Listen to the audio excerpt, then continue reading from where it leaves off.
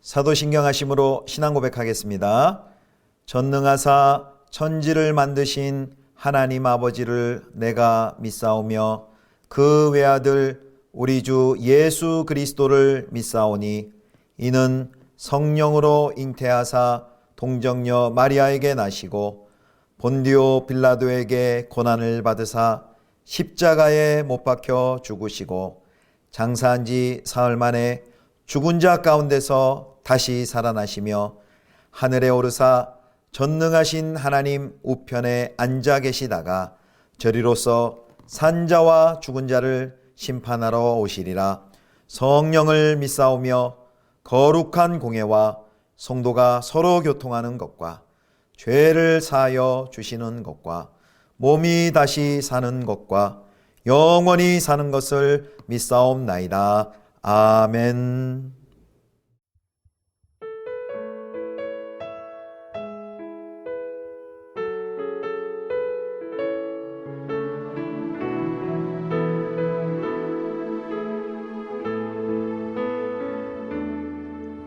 날이 저물어 갈 때 빈들에서 걸을 때 그때가 하나님의 때 내 힘으로 안 될 때 빈손으로 걸을 때 내가 고백해 여호와 이래 날이 저물어 갈 때 빈들에서 걸을 때 그때가 하나님의 때 내 힘으로 안 될 때 빈손으로 걸을 때 내가 고백해 여호와 이래 주가 일하시네 주가 일하시네 주께 아끼지 않는 자에게 주가 일하시네 주가 일하시네 신뢰하며 얻는 자에게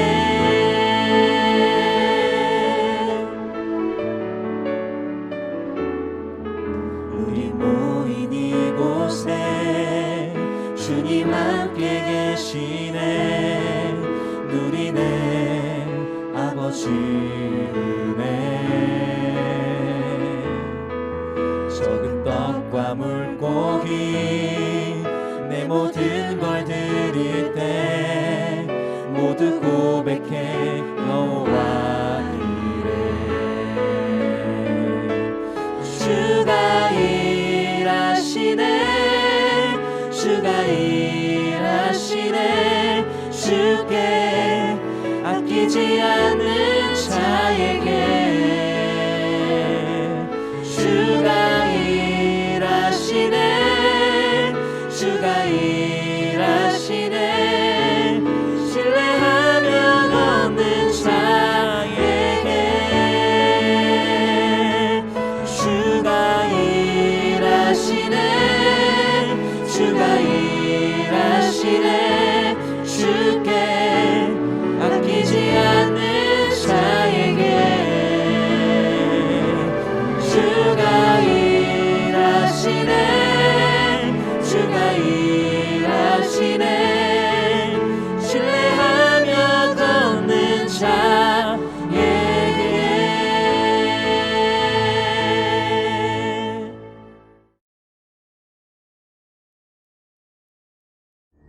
암몬 사람 나하스가 올라와서 길르앗 야베스에 맞서 진침해 야베스 모든 사람들이 나하스에게 이르되 우리와 언약하자.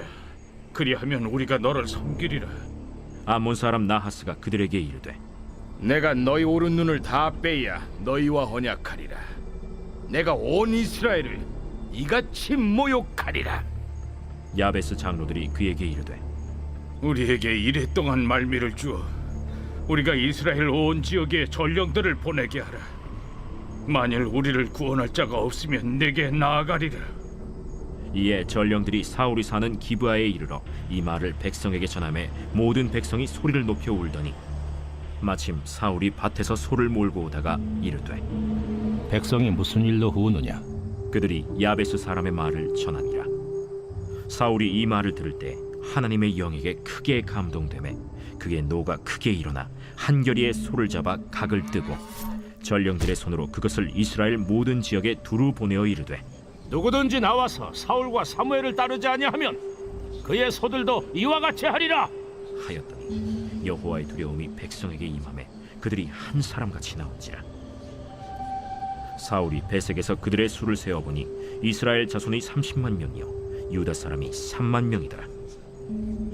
무리가 와 있는 전령들에게 이르되 너희는 길르앗 야베스 사람에게 이같이 이르기를 내일 해가 더울 때에 너희가 구원을 받으리라 하라. 전령들이 돌아가서 야베스 사람들에게 전하매 그들이 기뻐하니라. 야베스 사람들이 이에 이르되 우리가 내일 너희에게 나아가리니 너희 생각에 좋을 대로 우리에게 다 행하라. 이튿날 사울이 백성을 3대로 나누고 새벽에 적진 한가운데로 들어가서 날이 더울 때까지 암몬 사람들을 치매 남은 자가 다 흩어져서 둘도 함께 한 자가 없었더라. 백성이 사무엘에게 이르되 사울이 어찌 우리를 다스리겠느냐 한 자가 누구니까 그들을 끌어내소서. 우리가 죽이겠나이다.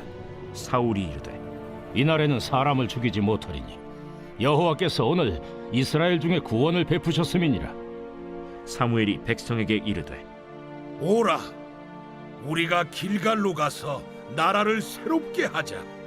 모든 백성이 길갈로 가서 거기서 여호와 앞에서 사울을 왕으로 삼고 길갈에서 여호와 앞에 화목제를 드리고 사울과 이스라엘 모든 사람이 거기서 크게 기뻐하니라. 성도 여러분, 좋은 아침입니다. 하나님의 은혜와 평강이 가득히 넘치기를 축복합니다. 오늘 본문은 사무엘상 11장 1절에서 15절 말씀으로 하나님께서 세워주신 권위라는 제목으로 함께 하나님 말씀 묵상하겠습니다. 오늘 본문에는 사울이 암몬 사람을 쳐서 승리함으로써 실제적으로 왕위에 오르는 과정을 보도하고 있습니다.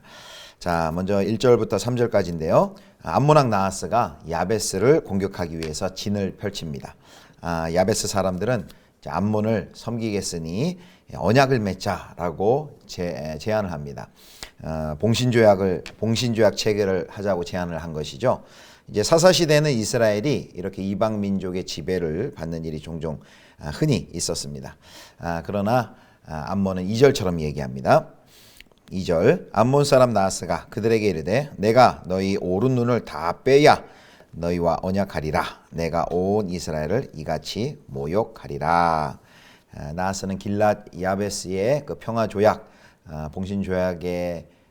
봉신조약을 체결하자는 그 제안을 거절하고 아주 치욕적으로 모욕을 줍니다. 이 암몬은 입다가 사사로 있던 그 때에도 요단강의 동쪽 지역을 자기 영토라고 우기면서 길랏을 공격했었습니다. 사무엘 사사기 11장에 이 모습이 나오는데요. 그런데 지금 또다시 침공하려고 한 것입니다. 야베스 사람들은 구원자를 찾기 위해서 7일간의 말미를 달라고 합니다. 나하스는 허락을 해주죠. 이스라엘이 절대 그 구원자를 찾지 못할 것이라는 확신이 있었습니다. 아직 이스라엘은 사사시대의 틀을 유지하고 있었고요. 상설군대가 형성되어 있지 못했습니다. 그리고 이스라엘 민족 전체를 통합하는 정치체제가 없었기 때문에 나하스는 이스라엘을 굉장히 무시한 거죠. 그러나 나하스가 생각하지 못한 존재가 있었죠. 바로 그것은 새롭게 세워진 사울 왕이었습니다. 자, 야베스 사람들은 이제 급히 전령을 보냈습니다. 자신들이 처한 그 위기를 이스라엘 민족들에게 알리는 전령을 보냈고 그 전령이 사울이 있었던 기브아 성에도 도착을 했습니다. 이 전령의 소식을 들은 이스라엘 사람들은 소리 높여 통곡을 합니다. 이스라엘 그 지파들은 요단 동쪽에 이 길랏 야베스가 처한 위급한 형편에 마음 아파 우는 모습을 보여줍니다. 그때 마침 사울이 밭에서 소를 몰고 있었는데요. 이 소리를 듣습니다. 이 어떠한 상황인지 파악한 사울에게 하나님의 영이 강력하게 임합니다. 그게 사무엘상 11장 6절입니다.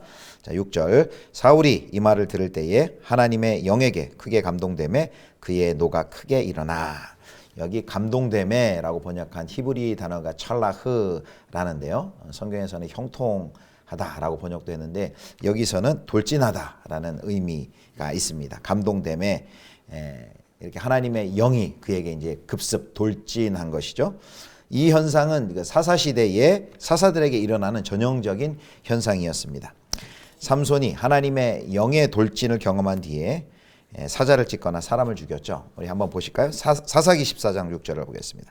사사기 14장 6절. 여호와 영이 삼손에게 강하게 임하니 그가 손에 아무것도 없이 그 사자를 염소 새끼를 찢는 것 같이 찢었으나 그는 자기가 행한 일을 부모에게 알리지 아니하였더라. 여기 강하게 임하니 이것이 바로 돌진하다라는 그 뜻입니다. 자, 사울은 자신 안에 거룩한 분노가 크게 이는 것을 느꼈습니다. 그것은 하나님의 분노를 대변하는 것이죠. 하나님의 신이, 하나님의 성령이 급하게 사울에게 임하자 사울은 갑자기 엄청난 용기와 담력의 사람으로 변화되었습니다. 그래서 이제 사울은 자신이 몰고 있던 그 소 한 결의의 소를 잡아서 각을 뜨고 전령들을 통해서 온 이스라엘에게 보냅니다. 그리고 그들로 전쟁에 참여케 합니다. 만약 이를 어길 경우 하나님의 명령을 어긴 것으로 간주하여 징벌할 것이다 라는 경고도 합니다. 여호와의 두려움이 이제 백성들에게 임하게 되고요. 백성들은 전쟁에 참여합니다. 한때는 기브아가 길랏 야베스를 공격해서 피를 흘리게 했는데 이게 사사기 21장의 이야기입니다. 이제 이번에는 길랏 야베스의 그 위기를 이제 기브아 사람들이 삼손을 대표하는 기브아 사람들이 그를 도와주러 전쟁을 하기 위해 가는 그런 모습이 나타납니다. 그래서 이런 과정을 통해서 결국 이 암몬과의 전쟁은 하나님이 주도하셨고 또 사무엘이 후원했고 사울이 직접 백성들이 이끌고 나가 싸우는 전쟁이 되었습니다. 사울이 그 배석에서 모인 사람들의 수를 세어보니까 유다가 3만 명 그리고 이스라엘 자손이 30만 명이라고 표현이 되어 있습니다. 이렇게 이스라엘과 유다를 구분해서 그 군인들의 수를 표현한 것은 아마 이 본문이 분열왕국 시대에 기록되었음을 보여줍니다. 자, 이제 9절부터는요, 이제 사울이 나가서 이끈 그 승리의 내용이 나와 있습니다. 사울은 내일 해가 더울 때에 이 전쟁의 승패가 결정되겠고 이스라엘은 암몬의 손에서 구원을 받을 것이다 라는 약속을 이제 9절에 합니다. 그리고 다음날 새벽에 군대를 세 대로 나누어서 암몬을 급습을 하게 됩니다. 그리고 대대적인 승리를 얻습니다. 11절입니다.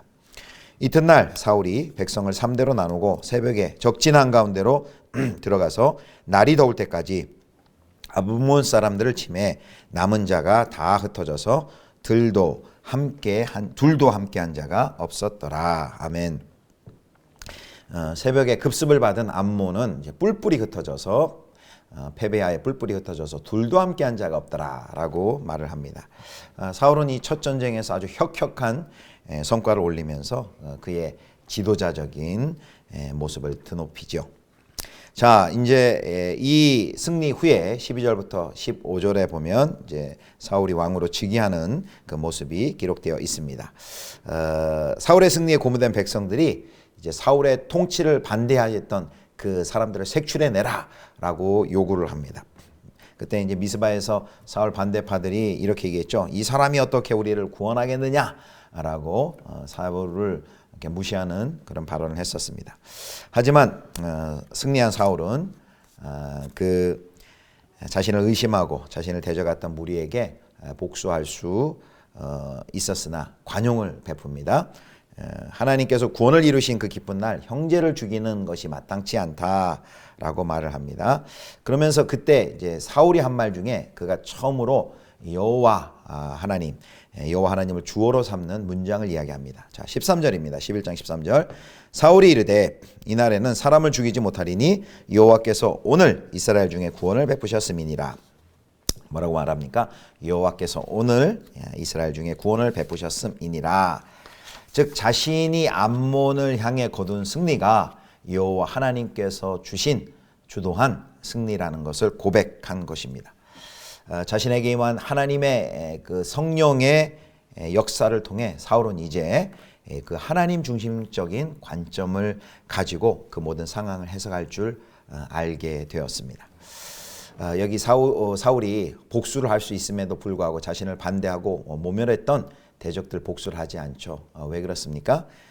그것은 궁극적인 통치자이자 보호자가 하나님이심을 안다면 세상의 지도자들처럼 전제적이거나 폭압적일 수 없습니다. 하나님을 진정으로 모시는 자는 자기가 왕이 아님을 아는 것이죠. 그리고 하나님을 두려워함으로 행동을 하는 것입니다. 자, 이제 사무엘은 백성들에게 오라, 우리가 길갈로 가서 나라를 새롭게 하자라고 제안을 합니다. 여기 나라를 새롭게 하자라는 것은 단순히 그냥 왕정을 새롭게 도입하자라는 그런 의미가 아닙니다. 하나님의 백성 공동체로서 이스라엘의 정체성을 발전적으로 계승하자라는 의미입니다. 여기 왜 길갈로 모이자고 했을까요? 이 길갈은 그 12지파의 통일성과 일치를 증거하는 요단강에서 취득하여 세워둔 증거의 돌이 서 있었던 성지였습니다. 그리고 이스라엘의 초기 가나안 정복 전쟁의 사령부 역할을 하던 곳이었습니다. 사무엘의 제안에 따라 이제 이스라엘 백성들은 길갈로 가서 여호와 앞에서 사울을 왕으로 세우고 거기서 화목 제물을 드립니다. 백성들의 흥분을 이제 진정시키고 이제 사무엘은 이제 백성들을 길갈로 소집하고 이제 거기서 이 사울을 왕으로 즉위시키는 것이죠.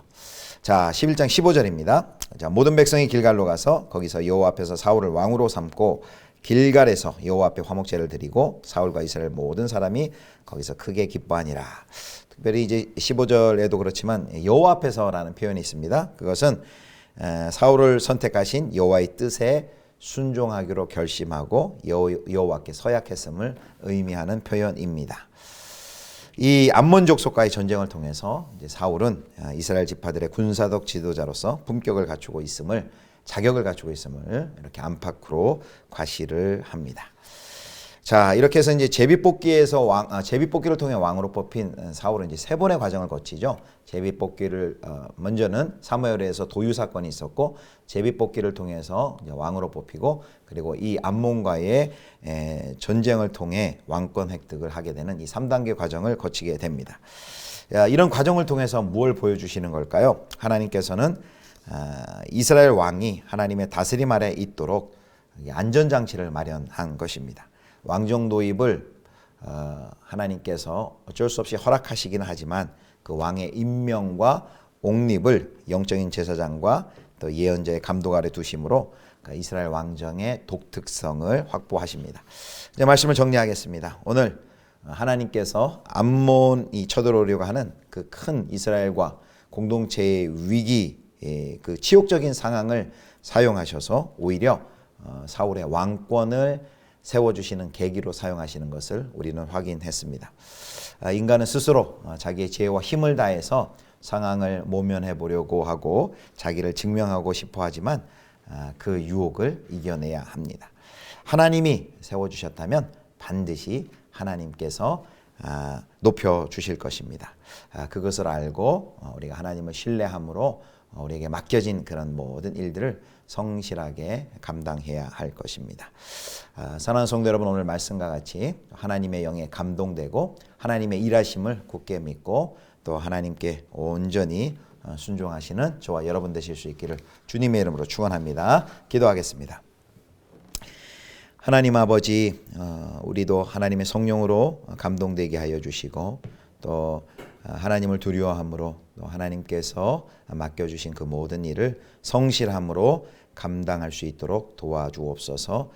내가 나를 증명하려 하지 않게 하여 주시고 하나님께서 세우셨다면 하나님께서 높이시고 하나님께서 일하심을 굳게 신뢰함으로 오늘 우리에게 맡겨진 그 모든 사명을 한 걸음 한 걸음 순종해 나가게 해 주옵소서. 우리 구주 예수 그리스도의 이름으로 기도드립니다. 아멘. 주님 가르쳐 주신 기도하겠습니다. 하늘에 계신 우리 아버지여, 이름이 거룩히 여김을 받으시오며 나라의 임하옵시며 뜻이 하늘에서 이룬 것 같이 땅에서도 이루어지이다.